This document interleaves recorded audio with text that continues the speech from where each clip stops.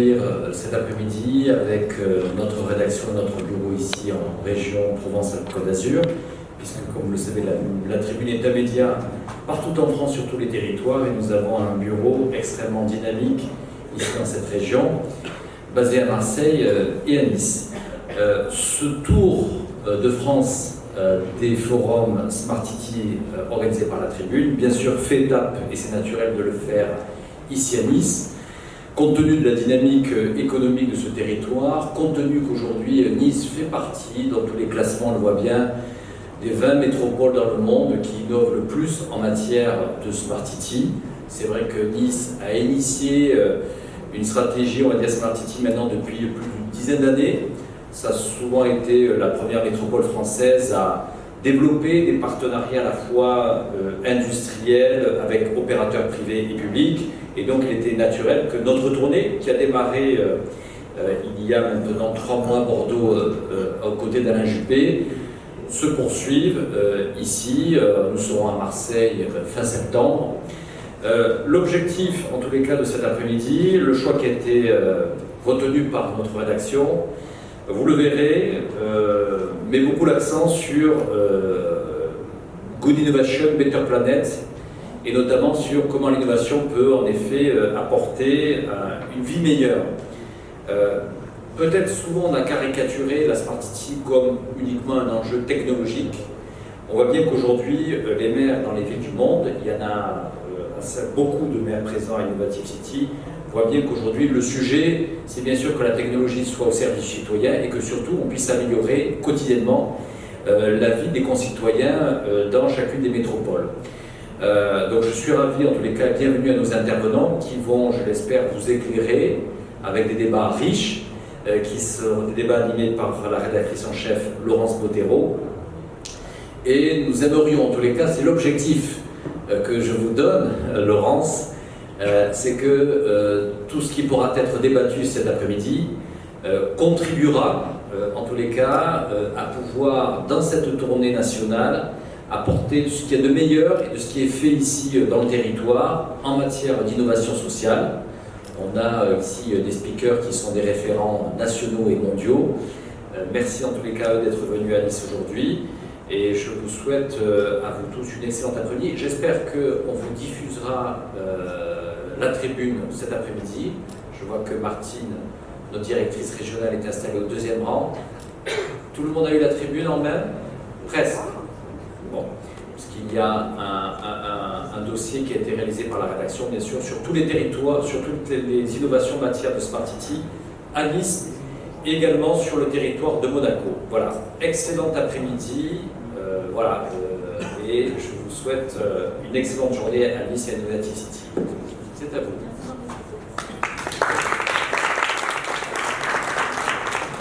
Est-ce que vous m'entendez? Oui, vous m'entendez. Donc, le premier sujet de ce forum, je rebondis sur vos propos sur la ville intelligente, mais la ville douce et la ville qui permet une meilleure vie. Pour en parler avec nous, donc Nicolas Hazard, fondateur d'INCO, bonjour. Emmanuel François, président de la Smart Building Alliance. Laurence Damin, donc philosophe et directrice de la chaire Philosophie et Smart City, qui est portée par l'Université Côte d'Azur et l'INRED. Et Diego Harari, donc directeur de l'innovation et du développement durable chez Vinci Immobilier. Première question peut-être à vous tous. Lorsqu'on parle de ville intelligente, on parle d'une ville plus douce, qui est plus fluide, qui facilite les échanges, qui permet une meilleure vie. Néanmoins, est-ce qu'aujourd'hui on n'est pas dans une Smart City qui est pensée encore trop en silo, c'est-à-dire la mobilité réfléchie sur la mobilité, l'immobilier sur l'immobilier? Est-ce que c'est ce que vous vivez au quotidien? Est-ce que c'est comme ça qu'il faut construire la Smart City? Qui commence? L'immobilier, par exemple? Il faut que quelqu'un se lance, alors je vais le faire. Vous avez raison au sens du aujourd'hui, les choses se passent encore beaucoup en silo. Cela étant, on parle de Smart City, en fait, on parle beaucoup du futur. Aujourd'hui, on fait des initiatives, mais la ville se construit lentement, la ville sur la ville, ça prend du temps. Mais on essaie bien entendu d'avoir des approches qui sont transverses. Je pense qu'Emmanuel pourra rebondir sur ce que je dis. C'est dans la mesure où, en fait, la technologie, elle doit servir un but. Ce but, c'est d'apporter de la valeur d'usage aux utilisateurs, c'est d'apporter de la performance environnementale dans la Ces choses-là ne sont pas des choses qui se cantonnent dans une verticale fonctionnelle, dans une source de données, un fournisseur ou un objet, peu importe quel nom on parle. Ce sont des choses qui, évidemment, doivent travailler complètement de façon transverse. Quand on parle de performance énergétique, par exemple, il faut savoir ce que veut, si on parle de logement, le souhait de l'habitant dans la température, il faut savoir la température qu'il faut dans le logement, il faut savoir comment fonctionne la chaudière, il faut savoir est-ce qu'il y a du soleil ou non. Enfin, il y a des données qui sont issues de plein de choses, et sur le travail solo, on n'arrive pas à faire ça. Donc évidemment, on travaille aujourd'hui sur ces notions faites de plateforme, qui vont essayer de recréer de la transversalité, plein de façons technologiques différentes de faire. En tout cas, la logique, elle doit être bien entendu de caser ces silos pour servir à cet objectif smart. Emmanuel François, vous êtes d'accord avec ça? Alors, je suis tout à fait d'accord, hein, merci Diego. Effectivement, il faut avoir cette approche transversale qui est fondamentale, et c'est inhérent au smart. C'est donc, quelque part, c'est mutualiser les infrastructures, les équipements, ne plus penser un investissement pour un service, ce qu'on fait aujourd'hui, par exemple un investissement en termes de mobilité, en termes d'éclairage public, en termes de bâtiments, mais penser un investissement pour X services et essayer d'avoir une vision la plus globale possible sur tous ces services qu'on connaît aujourd'hui et ceux qu'on ne connaît pas. Alors c'est facile à dire, c'est beaucoup plus difficile à réaliser. Et ça demande quand même, premièrement, une gymnastique d'esprit que certains n'ont pas forcément. D'extrapoler, de se projeter dans le futur. Et quand on a, pendant 20 ans ou 30 ans, lancé des appels d'offres qui sont toujours en silo, c'est vrai que se remettre en question d'un jour au lendemain et de se dire, bah, tiens, je refais l'éclairage public, mais qu'est-ce que je veux faire de plus que de l'éclairage, c'est pas simple. C'est pas simple. Si je fais la rénovation énergétique de mes bâtiments, qu'est-ce que je veux faire? Est-ce que je veux apporter simplement de l'énergie, mais aussi du confort, de l'assistance aux personnes dépendantes? Ah, mais l'assistance aux personnes dépendantes, c'est pas mon service, c'est le service d'à côté. Donc, est-ce que je vais les voir? Est-ce qu'on réfléchit ensemble? Bon, cette approche-là, je pense qu'elle n'existe pas encore franchement, et elle nécessite une remise en cause des organisations dans les collectivités. Avec déjà, nous à la SBA, on appelle ça le Law Smart, c'est-à-dire en fait cette prise en compte du numérique qui doit innerver tous les appels d'offres et qui doit en fait qui permet effectivement de se dire est-ce que l'appel d'offres que je lance, est-ce que le projet que je lance, est-ce qu'il est smart et est-ce qu'en fait il pourra concerner d'autres services. Cette approche-là, on peut dire qu'elle n'est pas forcément là ce jour, donc ça demande un grand changement et un accompagnement, accompagnement politique, accompagnement technique. Nicolas, vous êtes d'accord avec cette approche? Est-ce que ça vient forcément des collectivités ou est-ce que ça peut pas aussi venir des entreprises? J'ai envie de dire que ça vient surtout des citoyens. C'est la troisième réponse parce que je pense que les smart cities, elles sont smart à partir du moment où elles répondent à un vrai enjeu social, sociétal, environnemental. Et aujourd'hui, on a souvent l'impression que la smart city, c'est un peu la stupide city, celle qui justement ne va pas aller répondre aux véritables enjeux et notamment des personnes qui sont le plus à la marge, et que la Smart City finalement elle va bénéficier à certaines personnes et dans ces silos, dans ces différents silos, on va essayer d'avoir un certain nombre de catégories de population, mais on va laisser un peu au bord de la route d'autres personnes. Et donc la Smart City, c'est encore une fois, c'est un outil, c'est pas une finalité en soi, c'est pas qui a la plus belle Smart City, c'est pas forcément ça qui est le plus intéressant, mais qu'est-ce qu'on en fait de cette Smart City et où on veut aller avec, c'est-à-dire quel monde et quelle ville on veut créer avec les différents outils qu'on a mis en place. Et moi je pense que une Smart City qui marche, c'est une Smart City qui est la plus inclusive possible et qui va réfléchir à comment elle utilise ces outils pour ceux qui sont le plus exclus. Ça, c'est d'un point de vue social et d'un point de vue environnemental. Comment on réfléchit à développer des outils pour lutter contre les grands enjeux environnementaux qui existent, autour de l'eau, des déchets, autour des énergies, autour de ces grands enjeux qui aujourd'hui nous touchent. Et donc, pour moi, la Smart City, c'est avant tout une réflexion quasi philosophique, enfin, en tous les cas, c'est une stratégie sur le monde de demain et le monde vers lequel on veut aller. Souvent, les collectivités ne sont pas nécessairement à la pointe dessus, ni les grandes entreprises, mais c'est souvent les citoyens qui sont dans l'expérimentation aussi et qui créent des nouvelles idées. Et c'est les alliances entre le secteur public, le secteur privé et la société civile qui fait que souvent on arrive avec des solutions auxquelles on n'aurait pas pensé à la base. On utilise tous ces outils pour le plus grand nombre. Vous avez employé le terme philosophie, alors vu qu'on a une philosophe et une chère qui travaille sur la liaison entre la Smart City et la philosophie, que vous inspire tout ce que ont dit les interlocuteurs précédents? D'abord, bonjour à tous. Moi, je suis ravie d'être là, puis surtout, je suis très, très touchée qu'on puisse parler de philosophie au cœur de tout ça, pour la bonne raison que la ville de demain, pour moi, c'est un habitat, et que si on pense l'habitat sans penser qu'il va habiter dedans, c'est passer à côté peut-être des enjeux. Et je crois que la priorité doit être donnée à l'homme et à ce qu'il espère pour demain. Et en même temps, je suis assez perplexe en tant que philosophe, pour la bonne raison que je me rends compte que, effectivement, il y a les enjeux économiques, il y a la compétitivité, parce que je distingue l'économie, qui est vraiment l'argent, de la compétitivité entre les entreprises, et je comprends qu'il y ait une sorte d'émulation entre les entreprises, et que ces entreprises soient justement à la pointe du progrès et qu'elles s'investissent dans la vie du futur. C'est formidable. D'ailleurs, Smart, ça renvoie aussi aux rusés. Il faut que, si la ville n'est pas stupide, qu'elle soit rusée. Et comment va-t-on créer ce nouveau modèle? Mais ça amène aussi une sorte de métamorphose, une transformation du vivre au quotidien. Et ce qui m'interpelle notamment, c'est que c'est vrai qu'il ne faudra pas laisser à la traîne, comme vous le soulignez très justement, les personnes qui pourraient être à l'extérieur, ou en tout cas les exclus. Mais je pense qu'il y a beaucoup de gens qui sont concernés par les nanotechnologies, le big data et toutes ces choses-là, qui sont touchés par ce changement de société, mais qui sont très, comment dire, je dirais pas, ils méconnaissent totalement le sujet. Donc il ne faut pas croire que c'est acquis, même auprès des gens qui normalement sont concernés et qu'on considère aujourd'hui comme étant les privilégiés d'un certain système pour lequel, pour l'instant, la commission Diani l'a bien rappelé, ils sont un peu ignorants. Donc ces choses-là, en tant que philosophe, m'interpellent beaucoup. Et puis je dis que l'homme est un être des lointains, donc on pense le futur, d'accord, mais les villes d'hier, à moins d'aller dans un pays où il n'y a pas encore les villes, où il y a eu tellement de pauvreté, qu'on va construire les vraies grandes smart cities à base de rien, comment va-t-on transformer les villes d'hier pour leur donner un objectif de demain? Quelle histoire va-t-on conserver dans ces villes qui se ressemblent? Elles sont très hautes, tout en verre, avec souvent des jardins suspendus, ça c'est l'idéalité. Et comment va-t-on habiter ces villes? Comment va-t-on y trouver, comment dire, un bien-être? Et comment va-t-on générer des liens sociaux au cœur même d'un centre-ville qui ne doit pas s'appauvrir, mais peut-être s'enrichir d'une autre humanité? Vous avez tous les quatre posé un constat. La question maintenant, c'est comment faire pour justement aller vers cette globalité. Quand j'avais discuté avec Emmanuel François, vous avez employé le terme de holistique. Oui, tout à fait. Oui, alors c'est vrai que la vision holistique est fondamentale, c'est avoir une vision globale, en partant bien entendu du besoin du citoyen et en prenant en considération les enjeux actuels.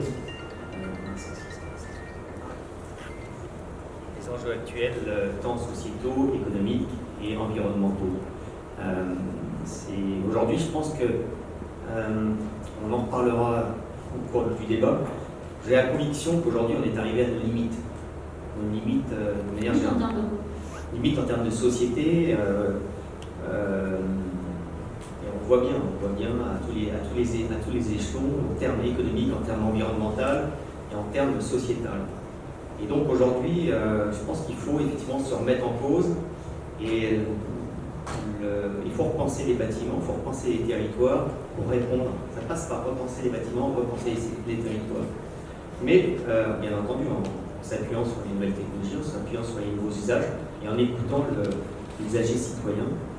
On en reparlera, mais j'ai une conviction, c'est qu'en fait aujourd'hui, on a bâti notre ville, notre territoire, en fait, est la conséquence de la deuxième révolution industrielle, quelque part, avec notamment du centralisme, de la centralisation. Et en fait, tout est centralisé. Ça veut dire quoi? Ça veut dire qu'en fait, aujourd'hui, on a des ghettos.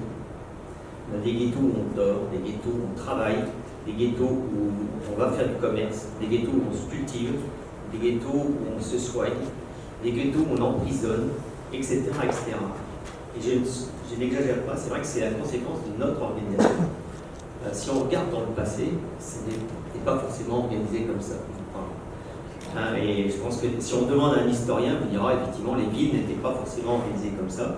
Mais avec la deuxième révolution industrielle, on est allé vers une extrême centralisation qui aujourd'hui nous mène à une impasse. Une impasse, c'est juste impossible de passer 1h30 dans sa voiture tous les jours pour aller travailler. C'est juste impossible, effectivement, c'est qu'un exemple. Un exemple, c'est juste impossible quand on réfléchit qu'il y ait 45 000 personnes en France qui meurent, qui décèdent prématurément à cause de la population, de l'air, etc., etc. C'est même inacceptable que 25% de la population soit en précarité de logement.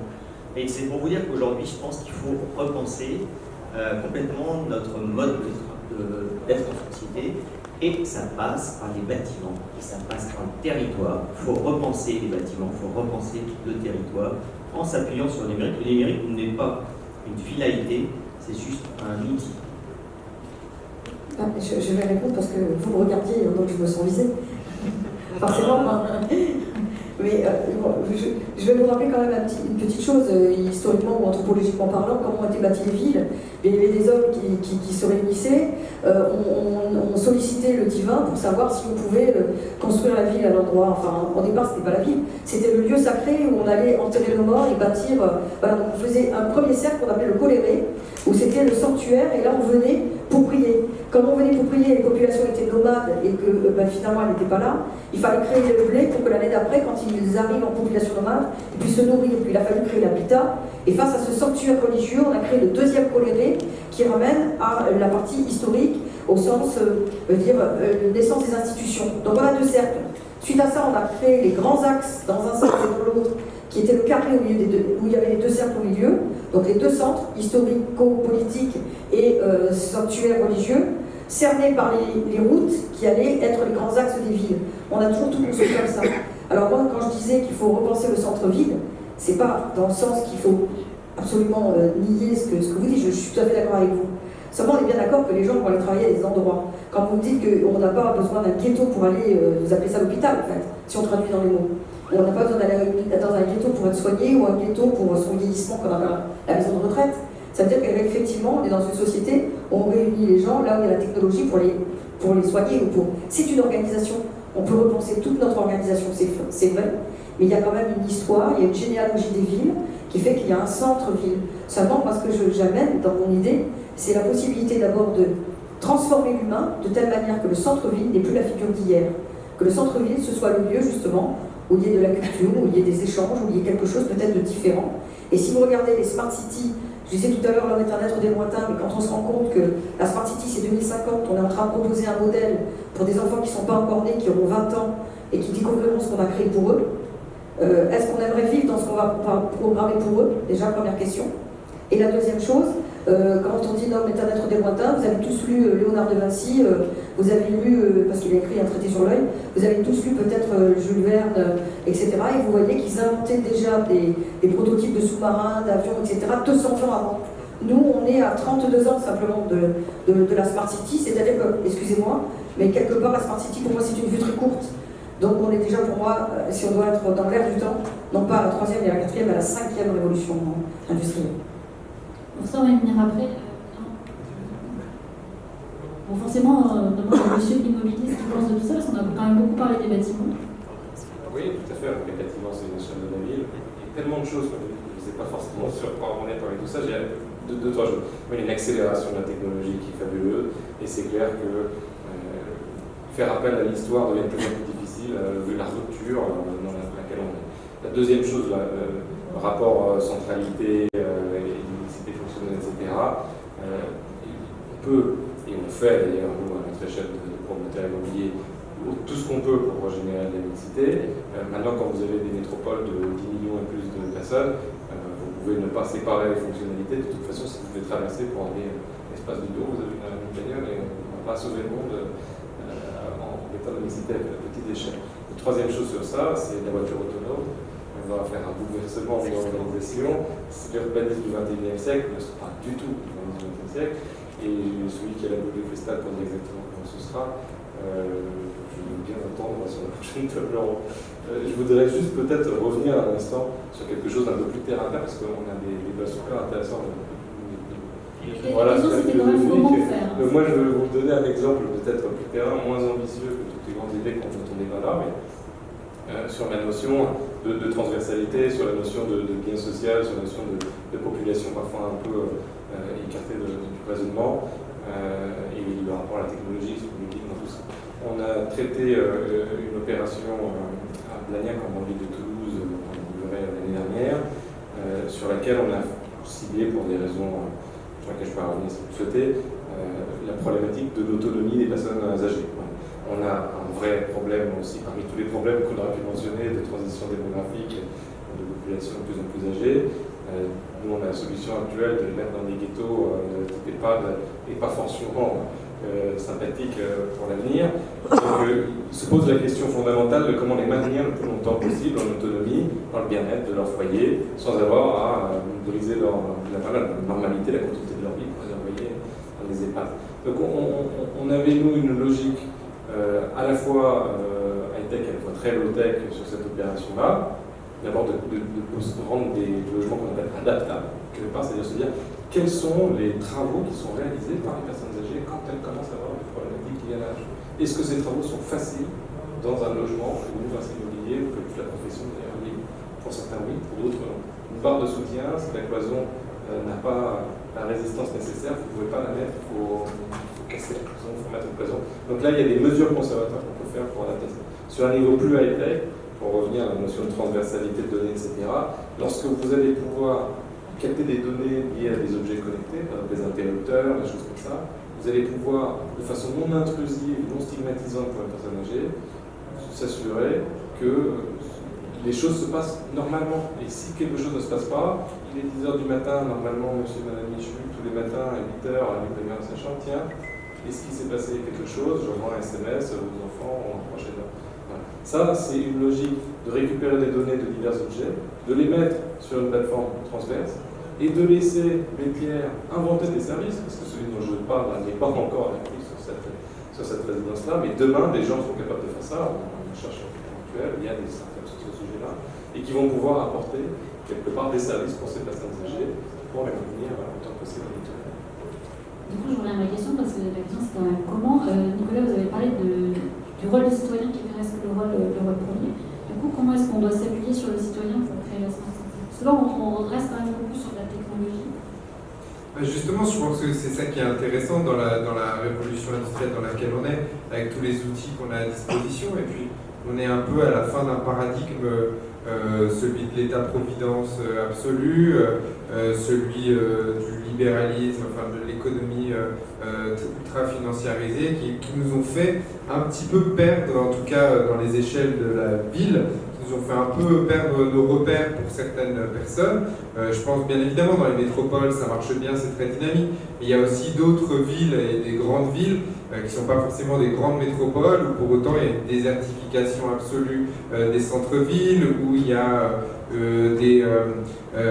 des manques sur les services publics, où il y a vraiment, voilà, où on sent que finalement Smart City ou Smart ou pas Smart, finalement la ville se désagrège de plus en plus parce qu'elle est dans un contexte social, économique qui est très mouvant et qui fait que parfois elle peut en pâtir. Et donc le citoyen là-dedans, il a un rôle à mon avis primordial parce que c'est lui qui peut revitaliser et qui peut redonner des dynamiques à ces villes, notamment en utilisant ces technologies. Et moi, je crois beaucoup en la matière au commun, et donc à réfléchir comment... Aujourd'hui, on a des services publics, par exemple, qui gèrent, alors soit c'est, par exemple, si je prends l'exemple de l'eau, soit c'est une régie, soit c'est une entreprise privée qui gère l'eau. Donc on a soit le public, soit le privé.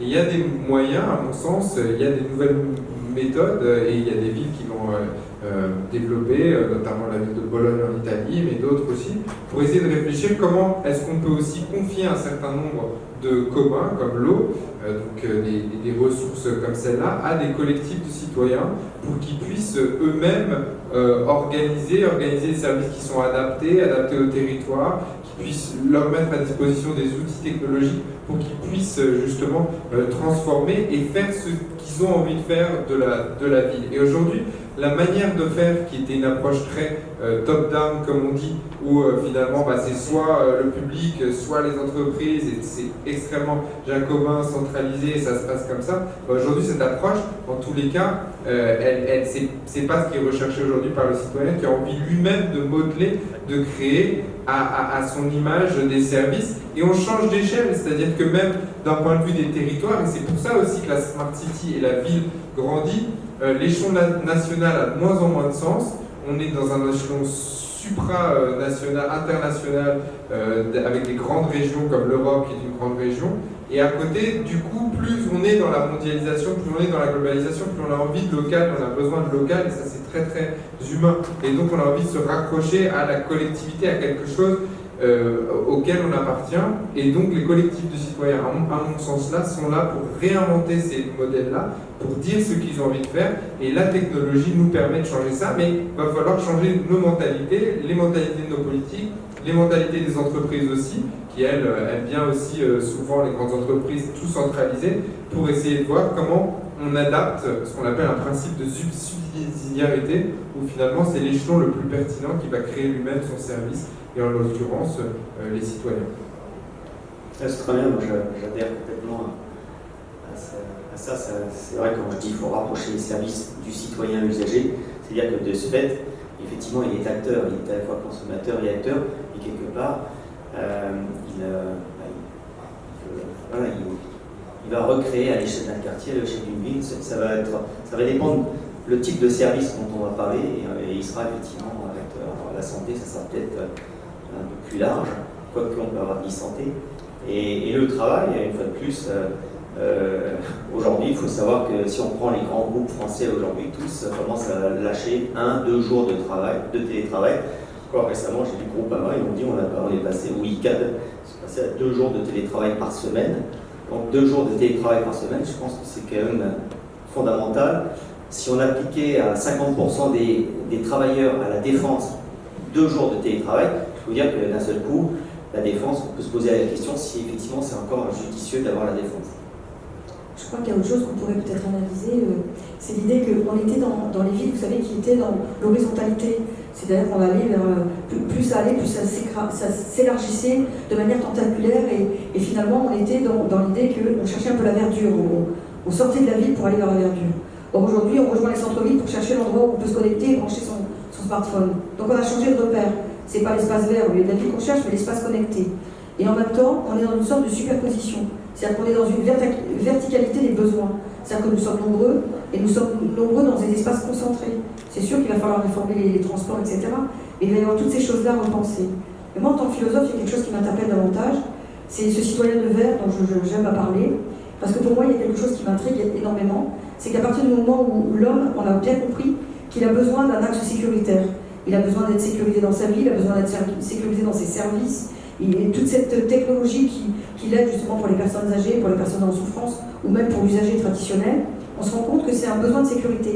Or, moi, il y a quelque chose qui m'interpelle, c'est ce besoin de sécurité est en train de prendre le pas sur nos vies, au point que quelque part, on devient des données, ou du moins des résumés à des algorithmes ou un ensemble de données, ce qui fait que nous devenons des individus prédictibles ou prévisibles, de telle manière qu'on crée nos besoins et qu'on engage des choses sans avoir véritablement réfléchi à la part de liberté ou de libre arbitre que nous aimerions encore, et peut-être aussi cette volonté que nous avons de réenchanter nos centres-villes avec un peu moins d'embouteillage, je suis d'accord avec vous, mais peut-être avec un peu plus de poésie, un peu plus de liens collectifs. Le temps gagné par le télétravail ou d'autres choses peut être réinjecté dans le bien-être pour soi, et c'est tant mieux finalement si la machine fait la tâche difficile que nos grands-pères faisaient, parce que si on gagne en confort de vie, si tout le monde y gagne, c'est très plaisant.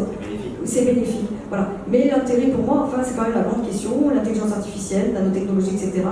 De belles avancées, mais comment finalement l'homme va être un citoyen impliqué. Vous parlez de citoyen, je vous donne entièrement raison. Il faut déconstruire l'ego du citoyen qui demande beaucoup, et peut-être repenser notre rééducation de manière à aller vers quelque chose de beaucoup plus d'être collectif et d'altruiste. Mais en même temps, attention, si on est déjà décrypté, transparent à tout, moi je suis un consommateur, j'ai pas envie que mes données aillent directement dans les besaces des industriels qui eux travaillent sur mes données, parce que j'aimerais avoir justement la possibilité de dire non et de changer la vie. Alors moi, si je peux juste répondre à ça, effectivement, je crois que c'est le grand enjeu, c'est celui de la troisième révolution industrielle et à quel point tout ce qui est NBIC, donc nano, bio, technologie de l'information, sciences cognitives, nous transforment nos manières de consommer, nos manières de travailler, d'habiter, de vivre, au niveau d'une ville ou même pas au niveau d'un État, parce que ça n'a pas de sens, mais au niveau plutôt supra-régional et donc au niveau européen, au niveau mondial, ça c'est absolument fondamental. Pour autant, ce qui est intéressant et ce qu'on voit se développer de plus en plus, c'est que ces technologies, les entreprises qui réussissent, et notamment les grandes entreprises qui réussissent et qui développent des choses intelligentes, ne sont pas celles qui remplacent l'humain par le robot. Les entreprises qui réussissent, et aujourd'hui c'est dans plein de secteurs d'activité, ce sont celles qui au contraire comprennent la complémentarité des deux et arrivent à gérer les deux. Je prends deux petits exemples. Par exemple, celui de la radiologie. Aujourd'hui, on dit qu'un humain, l'intelligence artificielle, sera beaucoup plus à même d'aller analyser une radio qu'un radiologue, même s'il a fait 12 ans d'études, et qu'au fur et à mesure, tout ça va s'améliorer, et que la machine, comme celle qui gagne, vous savez, aux échecs, ou celle qui bat au jeu de Go, etc., tout ça, qui finalement battent l'intelligence humaine. Ça, c'est une chose, et c'est vrai, et aujourd'hui, je pense que la médecine a tout intérêt, on a tout intérêt à utiliser ces technologies. Pour autant, on aura toujours besoin de médecins, parce que l'humain est primordial pour expliquer les choses aux patients, pour le rassurer, pour lui donner des alternatives, pour essayer de travailler avec lui. Et plus on est dans de la technologie, finalement, et c'est tout le paradoxe, plus il y a besoin d'humains et plus il y a besoin de liens avec les êtres humains. Et donc les entreprises qui vont réussir, les villes qui vont réussir, les organisations qui vont réussir seront celles, bien évidemment, qui vont utiliser les technologies. S'il n'y a pas les technologies, on avance moins vite, mais pour autant, c'est celles qui investiront d'autant plus dans l'humain pour accompagner les gens et accompagner les clients, les citoyens et tout le monde, parce que c'est ce qui aujourd'hui est attendu et c'est ce qui est, à mon avis, très très fort et c'est ce qui fera la différence. Je voudrais juste ajouter une petite chose. Quand on parle de la technique, en réalité, c'est la révolution industrielle de 1850, et avec un bond, c'est le siècle dernier, puisqu'on est au 21e siècle. On a déjà fait 20 ans depuis l'an 2000, donc voilà, c'est le siècle dernier. Et je pense que ça commence finalement relativement tard dans l'histoire de l'humanité, la technique. Donc c'est quelque chose qui est arrivé très vite et avec des enjeux énormes. C'est-à-dire tout ce qu'on est tout ce qu'on est capable de faire aujourd'hui et qui va se matcher à un moment donné, ça va donner des potentialités que je pense qu'humainement parlant, on n'a pas encore totalement estimées. Pour le plaisir de débat, même si je suis plutôt du même avis, je vais prendre l'avis contraire parce que c'est quand même vraiment un sujet de controverse. C'est-à-dire que effectivement, d'abord, il y a une accélération, certes, dans le passé, on sait toujours très bien, finalement, ressaisi du sujet de technologie, et je pense qu'on n'est pas du tout dans les mêmes rythmes aujourd'hui. On a évoqué justement la question de besoin quelque part de légiférer à un niveau supranational, c'est le multilatéralisme. On n'est pas dans les meilleurs moments du multilatéralisme en ce moment, je pense qu'on est tous au courant de ce qui se passe, les accords de Paris, voilà, je ne fais pas le tour de Trump. Et aujourd'hui, la concentration, pour moi, sur ces sujets de techno, c'est pas une question de jacobinisme français, c'est les GAFA, la concentration de la techno. Ce sont des puissances internationales qui sont capables de racheter toutes les boîtes de tech qui font les choses les plus intéressantes et qui vont concentrer de plus en plus, au fur et à mesure où on va aller dans cette accélération-là, du pouvoir avec ça. Et les questions de liberté qu'on évoquait à l'instant, elle se joue, à mon avis, pas vis-à-vis de l'État, etc. Elle se joue vis-à-vis de ces acteurs économiques mondiaux. Bon, ça c'est pour la peinture un peu noire. Ce que je dirais, c'est que, à l'inverse, c'est une opportunité justement pour l'Europe et pour la France notamment, de dire nous, on veut un modèle différent.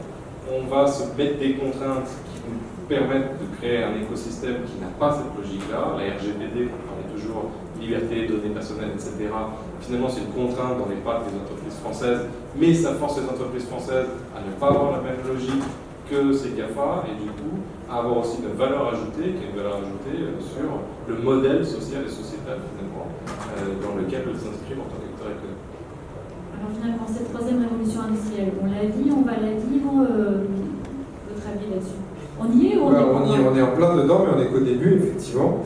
Alors après, pour continuer le débat là-dessus, sur cette révolution industrielle et comment on va l'utiliser, après, Et certains disent, Thomas Piketty dit, par exemple, il dit, en fait, on pense que les smartphones, ça révolutionne la vie, mais quand on a commencé à avoir le chemin de fer et quand on a commencé à avoir la voiture, c'était aussi des changements qui étaient hyper importants, qui sont arrivés très très vite aussi et qui ont vraiment bouleversé les sociétés, peut-être même plus que nous aujourd'hui avec nos technologies aujourd'hui. Donc ça reste un débat, à mon avis, qui est intéressant à avoir, enfin, même si aujourd'hui, voilà, ça s'accélère et il faut aussi voir de l'avant. Non, ce que je trouve intéressant, c'est que au niveau européen, et on le dit, aujourd'hui, les données, les grandes technologies qui sont dans cette troisième révolution industrielle, elles ont été développées par ce qu'on appelle les GAFA. Effectivement, c'est les Américains, les BATX qui sont les Chinois aussi. Donc on a quand même deux grands pôles, il n'y a pas un pôle, il y a deux grands pôles qui se disputent tout ça. Et nous, en Europe, on voudrait finalement réglementer. Donc nous, on est très très bons pour réguler, pour réglementer, mais finalement, on est absolument nul quand il s'agit d'avoir une politique industrielle là-dessus. C'est-à-dire qu'on est extrêmement passif par rapport à ça. On n'arrive pas à produire, nous aussi, des leaders dans ces secteurs-là, qui sont des secteurs d'innovation. Nous, on sait les réguler. Alors ça, c'est bien, ça, on sait faire. Mais pour autant, on ne sait pas en produire et en créer. Et le vrai enjeu pour moi, il est là, c'est dans l'incapacité de l'Europe d'avoir un vrai projet industriel là-dessus. Oui, bien évidemment, on a des valeurs et on les porte, et c'est important. Pour autant, on n'a pas créé d'alternative et on est juste assis en train de voir les trains qui sont en train de passer de plus en plus vite et où nous, finalement, on ne sait pas les prendre. Et donc, il y a une responsabilité, je pense, là aussi, d'un point de vue politique global et d'un point de vue même entrepreneurial plus général, pour essayer vraiment de travailler sur ces sujets-là. Parce que si on veut des alternatives, il faut aussi s'en donner les moyens. Et là, il y a encore beaucoup de chemin à faire. Je crois qu'on peut analyser le problème aussi en parlant que si la technologie jusqu'à présent a été perceptible pour les 3/4 de l'humain aujourd'hui, c'est quelque chose qui renvoie à du multi-level, on l'a dit, mais surtout à une théorie des ondes. C'est-à-dire qu'on donne de la puissance à de l'invisible. Et il y a une dématérialisation qui a son efficace dans la société. Et ça, c'est un nouveau modèle, et ça, il va falloir l'intégrer.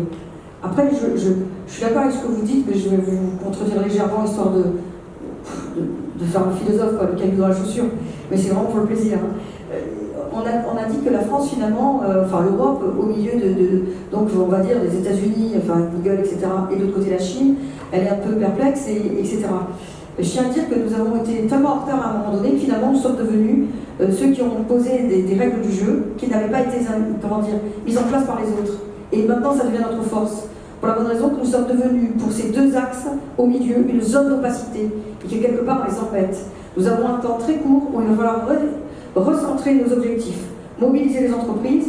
Moi, je dirige une chaire où il y a des entreprises derrière moi, donc je peux dire qu'il y a des acteurs, quand même, ils sont là, ils sont vraiment impliqués. Et je pense qu'il faut se ressaisir des problèmes, les reconsidérer, les remettre en avant, et différemment. Cette zone d'opacité qu'on constitue, parce qu'on a mis des garde-fous pour l'instant, il faut que derrière, on crée en filigrane le modèle qui va contrer.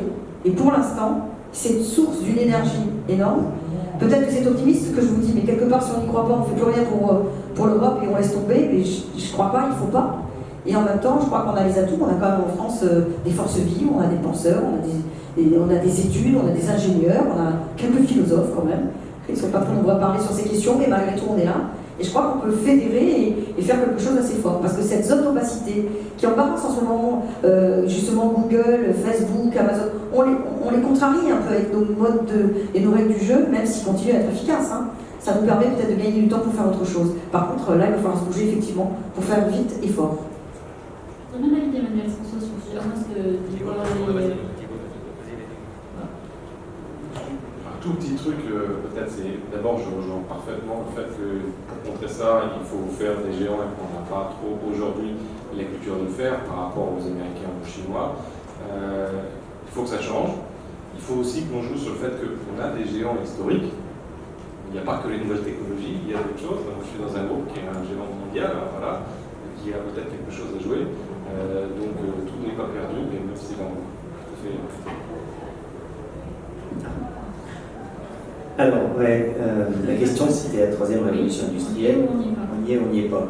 Alors déjà, c'est vrai qu'il y a quelque chose qui a quand même changé nos modes de pensée, nos modes de fonctionnement, c'est Internet. Je me souviens, il y a à peine 7 ans, je demandais à mes amis si vous deviez, quelle est la dernière chose dont vous voudriez vous séparer il y a 7 ou 8 ans ou 10 ans. Ils m'ont dit à tous, c'est Internet. c'était pas la voiture, c'était voilà. Donc c'est là où on se rend compte, et quand je leur dis, mais c'est quelque chose qui n'a même pas 10 ans. Enfin, donc voilà, aujourd'hui, Internet a complètement changé, et ça a notamment changé les modes de communication. Modes de communication entre les humains. Et de ce fait, l'organisation de nos sociétés. C'est pour ça que c'est important de faire un parallèle avec l'histoire. Aux universités d'été de l'année dernière, je me suis permis d'être un peu provocatif en disant Internet a généré la fin du dogme de l'écrit. Enfin, ça ne veut pas dire qu'il n'y a plus d'écrit, mais c'est la notion de dogmatique qu'il y a avec l'écrit, puisque Internet, on réécrit en permanence, et nos enfants, on voit bien, ils sont dans une réécriture permanente. Donc aujourd'hui, ça est en train de changer beaucoup de choses. Alors vous allez me dire, mais pourquoi vous parlez de ça? C'est parce qu'en fait, c'est une réorganisation de nos sociétés. Et de ce fait, je pense qu'il faut effectivement repenser notre organisation, repenser tous les services qui structurent notre société. Le travail, pour moi, c'est structurant, c'est un des premiers services, mais ce n'est pas l'unique. Mais c'est effectivement aujourd'hui, on commence à voir des espaces de télétravail qui apparaissent partout dans le monde, en France. Et bien, je pense qu'autour de ces espaces de télétravail, il faut les agréger, faire des espaces de vie. Le bâtiment, tout le monde s'accorde à dire, et je pense que Diego ne contrariera pas, qu'on pense de plus en plus des bâtiments multi-usages, réversibles, et ça passe par là, parce qu'effectivement, c'est comme ça qu'effectivement, on va pouvoir rapprocher les services de l'usager et répondre à ces enjeux. Alors maintenant, sur la notion de révolution industrielle, à proprement parler. Ah oui, pardon, vas-y. Un petit peu rebondir. Juste on excuse Nicolas Sark qui n'a pas de ça contre son avion, qui ne pourra plus contredire. Ah zut, parce que... Voilà. Mais il ne contredisait pas, il était... Non, mais je vais faire la voix de Nicolas, justement, par rapport à ce que vient de dire Emmanuel, c'est-à-dire, dans la façon dont tu formules les choses, il faut qu'on pense pour... Mais de toute façon, il y a une génération post-internet qui ne vont pas attendre qu'on pense quoi que ce soit pour eux. Voilà. De toute façon, ils ne vont plus bosser 5 jours par semaine chez le patron. Voilà. Ils n'ont pas de poste payé, forcément, tous un logement en propre, donc le living, etc. Donc la demande, je veux dire, sociétalement, a tellement évolué que, Dieu merci, personne conscient ou inconscient des conséquences de tout ça ne peut passer à côté. C'est clair, et tout à l'heure, tu as parlé de la voiture autonome. Je pense qu'il y a la voiture autonome, mais aussi le véhicule électrique qui arrive.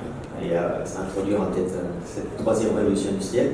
Et ça va changer nos mentalités. Aujourd'hui, on est tous structurés comme ça. Je possède un bien qui me permet un usage. Les générations qui suivent sont complètement déconnectées. Elles vont continuer de posséder. J'ai entendu des gens qui disent que la génération millénium aux États-Unis n'a jamais autant possédé, mais elle ne possède pas systématiquement un bien qui sert à ses usages. Donc on décorrèle l'usage de la possession et la révolution de la mobilité va être un grand boom dans notre tête, puisqu'effectivement tous on est liés à notre voiture, on est fiers d'en avoir une, et quelque part, plus ça va aller, moins on va effectivement avoir un véhicule, on va plutôt le partager. Je crois qu'il y a autre chose qu'on pourrait rajouter à tout ça et qui, moi, m'interpelle aussi, c'est que vous dites que finalement les lieux seront plus ou moins interchangeables, et on se rend compte que finalement les hommes cherchent aussi une forme de sédentarité. On aime s'installer, on aime se mettre dans quelque chose où on peut prendre quelques habitudes. Vous dites il y a quelques temps de cela, on ne pouvait pas se séparer d'Internet, c'est décevant parce qu'on aurait pu dire en premier qu'on ne voulait pas se séparer de son chien ou de sa femme éventuellement, vous voyez. Moi, je reste toujours très pragmatique vis-à-vis de ça. Mais effectivement, la vie fait qu'on se sépare très facilement des uns et des autres, mais qu'il y a des robots qui commencent à prendre de plus en plus de place et envers lesquels on développe de plus en plus d'affect. D'ailleurs, on appelle plus ou moins ces machines. Certains hommes seront d'accord avec moi qu'ils ont donné peut-être un nom à leur voiture. Moi, c'est ma cafetière et c'est mon aspirateur parce qu'il passe tout seul, donc je le laisse travailler et je l'appelle par un tout petit nom parce qu'il fait le boulot à ma place. C'est pour vous dire que quelque part, on est dans une situation où on va donner de plus en plus de poids à la machine et à quelque chose de dématérialisé et un peu moins à l'humain. Donc comment on va repenser tout ça? Et ensuite, comment on va se fixer dans ces endroits où on peut être, où on a envie, non pas d'être des sédentaires du cœur, mais peut-être des sédentaires pour pouvoir habiter un espace, occuper un monde dans lequel on a à vivre. Aller, venir, changer même dans les espaces maintenant professionnels où on s'installe jamais, on ne peut jamais rien poser sur son bureau parce qu'il faut toujours changer changer l'endroit, c'est à la limite parfois inconfortable sur ce qu'on a à faire. Donc il faut savoir aménager au cas par cas et pas penser que tout le modèle humain va correspondre à quelques individus qui sont aujourd'hui en train de penser à un monde et de l'aménager à partir de technologies en pensant un type d'humain et pas la diversité et la singularité des humains. Et ça, je crois que c'est les philosophes qui vont peut-être commencer à dire des choses. Alors j'ai deux choses sur lesquelles rebondir pour essayer Oui, de rassurer les bon, philosophes qui s'inquiètent. Je m'inquiète, oui, vous avez vu ça. D'abord, je pense que c'est un effet de transition, le fait que la technologie prenne de la place au détriment de l'humain. Si on fait un peu de prospective, la technologie va s'effacer. C'est-à-dire qu'on ne verra plus, on ne donnera plus des ordres, on ne programmera plus les choses se passeront en back-office, comme on dit techniquement, et ça va justement relaisser de la place à l'humain, puisqu'on n'aura plus à se préoccuper de ça. Je vous interromps une seconde, ça veut dire qu'on aura tout prévu pour que la machine prévoit d'avance, elle sera de plus en plus discrète parce qu'elle exécutera les habitudes. Non, mais c'est pas forcément ça. Non, mais je vous pose la question. Parce que ça veut dire que je suis transposée en données, c'est-à-dire que par l'intelligence artificielle, les choses vont être pensées pour moi. Donc la machine, je dois gérer de moins en moins, mais ça peut le faire. Je peux dire ce que je veux, je peux Et vous pensez que les gens qui sont dans les habitudes avec des choses bien rodées ou tout fonctionne bien vont avoir envie de faire autrement, juste pour contrarier la machine. Si vous avez pu vous occuper de votre robot aspirateur et que vous ayez parlé à votre chien plutôt que de votre robot, parce que vous avez pu vous occuper de votre robot, moi je trouve que ça va plutôt dans le bon sens demain. Si demain vous n'êtes pas content de ce que fait le robot, vous lui dites qu'il fera autre chose. Cela étant, c'est un point. Le deuxième point, je pense qu'au contraire, mais tout ça c'est de la perspective, donc c'est pour le plaisir de débat, au contraire que de l'uniformisation du produit, la technologie va permettre l'essor de niches. Si je reviens de New York il y a 10 jours, j'ai visité des espaces de co-living et co-working, j'en ai visité deux. Un était dédié à des millennial neuronoman surfeurs, l'autre à des yogis véganes. C'est quand même pas vraiment le produit de masse standardisé, c'est l'inverse de ça.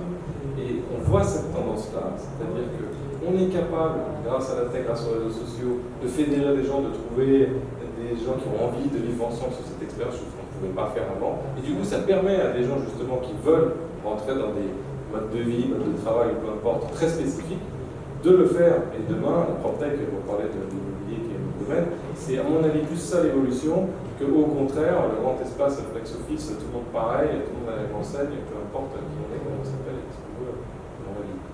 C'est pas ce qu'on dit.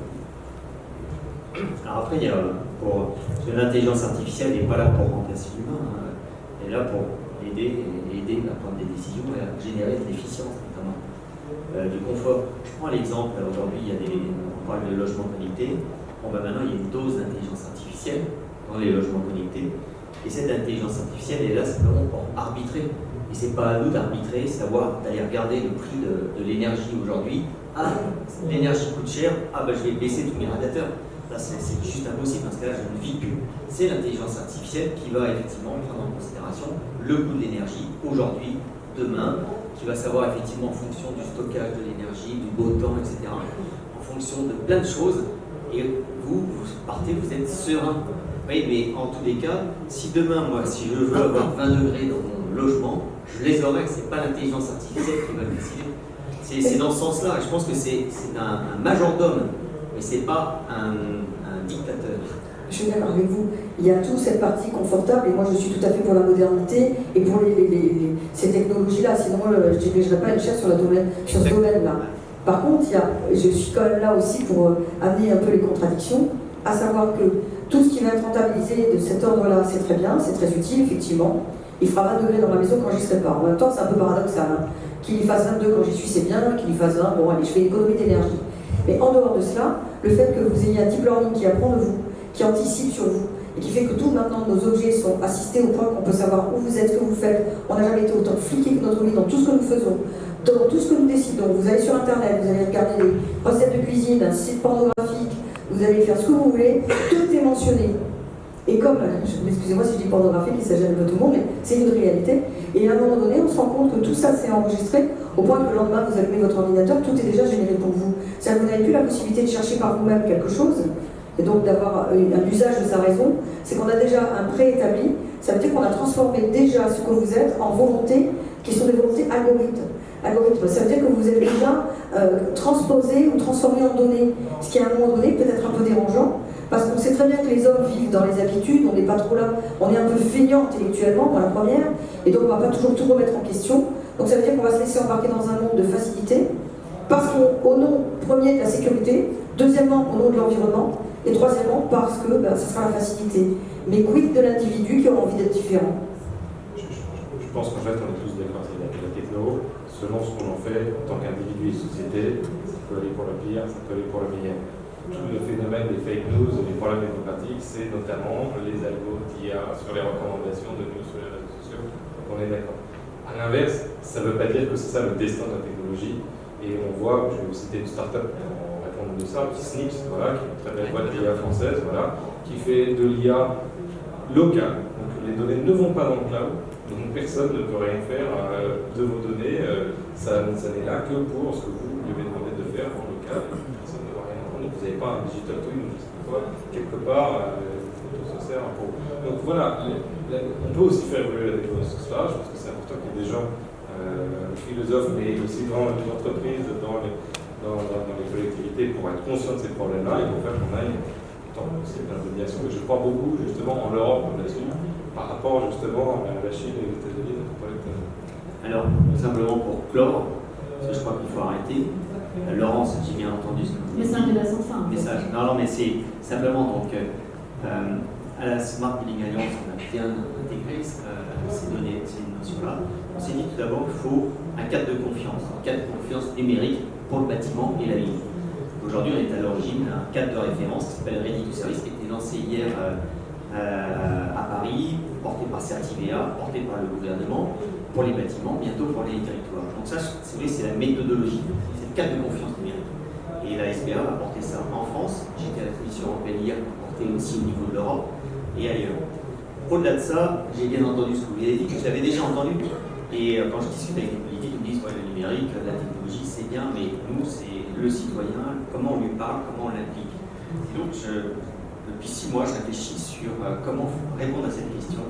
J'ai pris la décision, alors on verra ce qui va se passer, mais j'ai pris la décision de monter une fondation pour accompagner cette transition, pour répondre aux enjeux justement dont je vous ai parlé, et d'y intégrer à la fois, bien sûr, les industriels, mais aussi des sociologues, des philosophes, des médecins, des urbanistes, des historiens, pour repenser fondamentalement le bâtiment, les territoires, notre société autour de ça, et bien entendu en mettant le citoyen usager au centre. Écoutez, on va créer avec la chair.